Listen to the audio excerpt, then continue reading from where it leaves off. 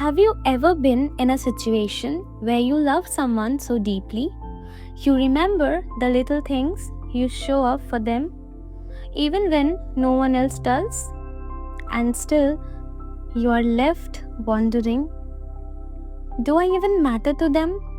It's not about being appreciated, it's about feeling seen. And when that doesn't happen, your heart quietly breaks. But here's something Krishna teaches us: this pain, it doesn't always come from loving too much, it comes from loving while empty.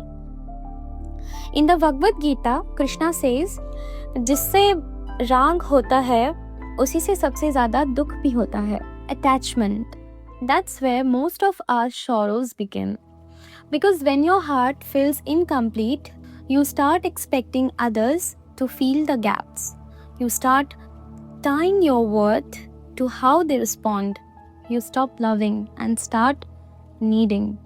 And sometimes that's how you end up staying in one-sided relationships. Not because you don't see it, but because you are hoping that their love will finally make you feel whole.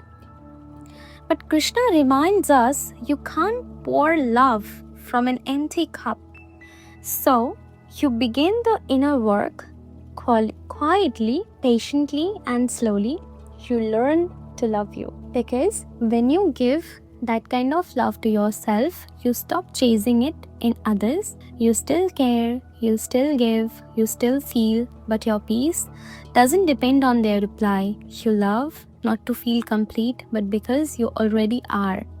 Of course, this is hard in today's world where love is measured by text replies, attention, and story views. But maybe we can just start small. The next time you feel ignored, instead of spiraling into self-doubt, pause and ask yourself, am I giving out of love or out of lack? You see, that tiny answers, that's the beginning of selfless love. It's not about becoming detached or cold. It's about becoming so whole within that your love becomes a gift and not a request.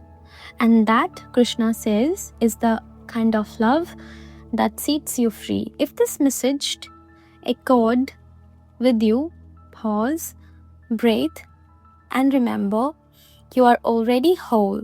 Let your love reflect that truth. Subscribe to Vedanta Vibes for more ancient wisdom for the modern soul. Om Shanti.